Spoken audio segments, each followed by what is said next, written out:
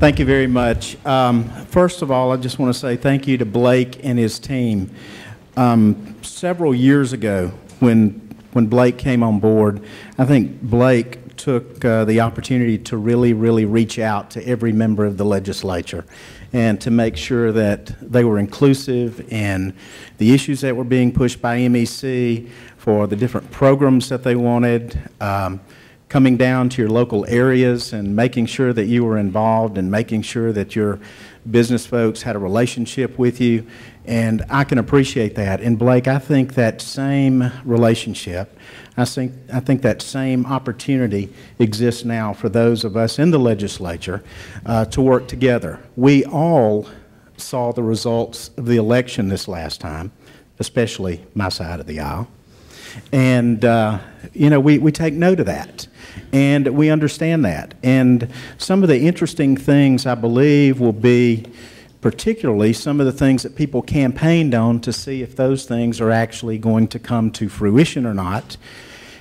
And if they do, how difficult are they going to be to pass, and what's going to be the final analysis on some of these issues. So, number one, let me say, we're going to work with our colleagues on the other side of the aisle. Me personally, I really hate to get down to the Democrat-Republican breakup that way. I came to the legislature, was elected in 1983, and in 1984 when I took my seat, of course there weren't many, but I couldn't pick out who was a Republican and who was a Democrat. And for a large period of time, that's the way we operated in the Mississippi legislature until we became somewhat partisan. And that's where we are today. So if I say something as to that, that's where we are. That's the small creek that divides us, but it only divides us on some particular issues, and we're together on many more. But on those issues that we, on the Democratic side of the aisle, feel compelled to stand up and speak about, we will do. And some of the interesting things that I listened to yesterday, and I'm not putting words in his mouth, I went back and looked at the speech. Governor Barber brought up some things, I think, that were really interesting, that he had not really talked about until he's leaving the chamber or leaving the Capitol. You know, and one of those is about taxes. And he said, let's go back and let's look at the exemptions and see if those still benefit Mississippi. So I think those are some things that's in his budget. That will be the budget that we will use as the outline during this session of the legislature. And so I think those things will be looked at. A lot of people ran on the platforms of local taxes, how we need to get rid of local taxes. Well, and I'm included in that group, but a lot of these local taxes are due to local and private legislation. And is it a time to go back and review and look at some of those things? We've had local taxes instituted to build parks and ball fields and all sort of worthwhile local projects 20 years ago that may have been built 15 years ago, and the locals still need to have those. So maybe that's some of the things that he was imploring us to look at.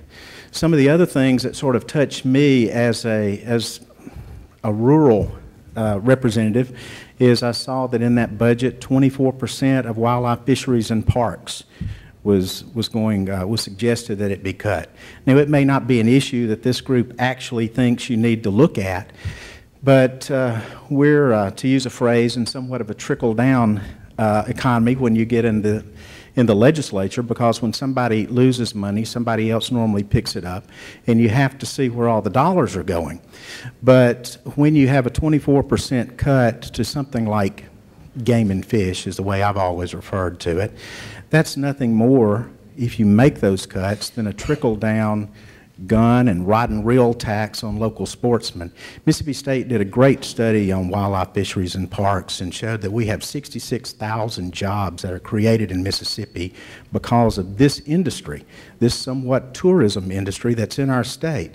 $2.8 billion are spent on these activities in our state. Over $1 billion comes to our tax base because of those people.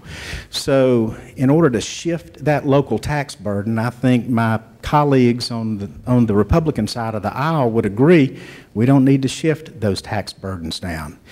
Then a somewhat of a fun political issue has been the Attorney General's office and sunshine legislation, if you will. A lot of you are probably holding some sort of handheld computer right now. You can pop on the Attorney General's website. It'll say contracts or something of that nature. Hook on that, and you'll find every one of the contracts. And then you look in there and say, okay, who's getting the sweetheart deal? Look at them. All of the contract terms are the same.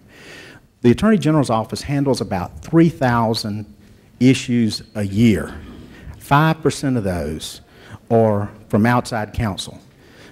Outside counsel has collected $500 million of taxpayer money.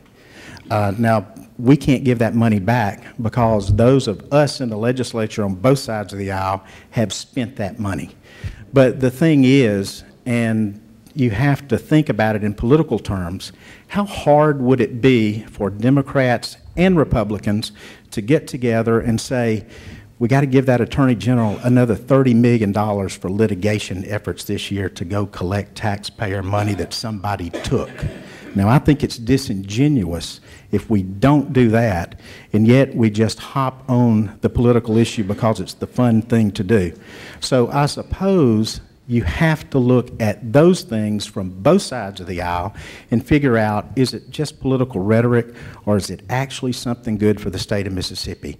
And I think this election cycle has put us both Republicans and Democrats to the point that we've got to look at everything we do.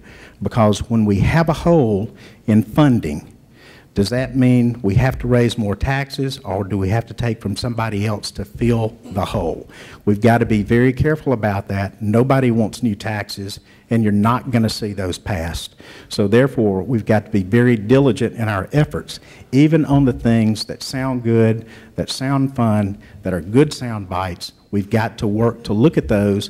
And members of the legislature can't just sit there and make the votes. They must lead. They must listen to the issues. They must make up their minds, get the facts, and then go home and tell folks, this is why I did this. I am a leader, and they've got to lead. Sometimes it doesn't work out in the next election cycle, but you've got to be a leader.